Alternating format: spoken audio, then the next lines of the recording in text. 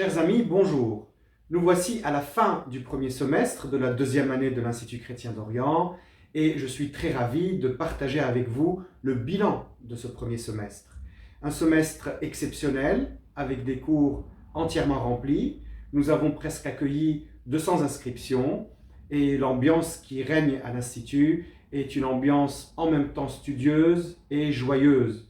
Studieuse dans le sens de l'étude de tous ces cours qui abordent les chrétiens d'Orient d'un point de vue pluridisciplinaire, et joyeuse parce que ces études débouchent sur un engagement, celui de tout faire et celui de réfléchir afin d'améliorer la situation des chrétiens en Orient et afin d'aider à construire ces sociétés citoyennes dont ils rêvent dans leur terre d'origine. Je tiens particulièrement à remercier tous ceux qui se sont engagés pour faire la réussite de ce premier semestre, les professeurs, les étudiants, le corps administratif, le conseil scientifique, le bureau et aussi le soutien que l'Institut chrétien d'Orient a à travers l'œuvre d'Orient, qui est là depuis sa naissance. Nous sommes maintenant presque au début du second semestre. Ce second semestre qui a encore des cours à offrir, nous en avons 6, des cours qui aident aussi à comprendre les chrétiens d'Orient à travers diverses perspectives. Au second semestre, il y aura un cours d'histoire qui portera sur la création des églises orientales catholiques, surtout à partir du XVIe siècle. Un autre cours de géopolitique parlera des chrétiens d'Orient et des identités, car les différentes identités qu'ils revêtent dans leurs différents pays sont le fruit d'une confrontation de plusieurs nationalismes, dont le nationalisme arabe et le nationalisme sioniste.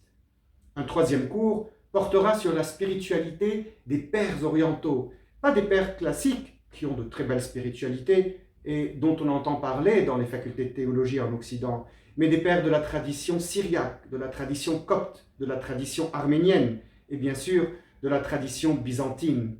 Un quatrième cours portera sur la naissance de l'art sacré au Proche-Orient, un art qui s'est développé en s'inspirant de différentes sources culturelles, de différentes sources civilisationnelles et qui se manifesta d'une manière très originale et unique.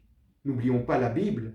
Un Bible portera sur les versions arabes, c'est-à-dire que ces chrétiens qui ont commencé à parler arabe depuis le 8e siècle ont traduit la Bible en langue arabe et avaient des versions anciennes écrites dans la langue dite désormais du Coran. Il est très important de se verser sur cette question dans le cadre de notre société actuelle.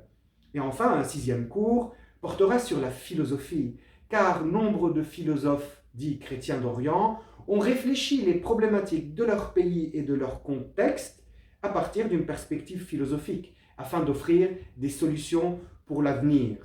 Cerise sur le gâteau, un septième cours sera en langue anglaise, il est adressé à ceux qui parlent anglais, et c'est une introduction qui se fait à deux voix sur le christianisme au Proche-Orient, mais aussi sur le christianisme de l'Est.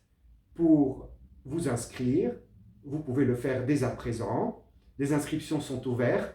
Nous vous attendons nombreux afin de poursuivre avec vous cette magnifique, belle et passionnante aventure qu'entreprend l'Institut chrétien d'Orient. Je vous souhaite à toutes et à tous un joyeux Noël et une bonne année et merci de votre écoute.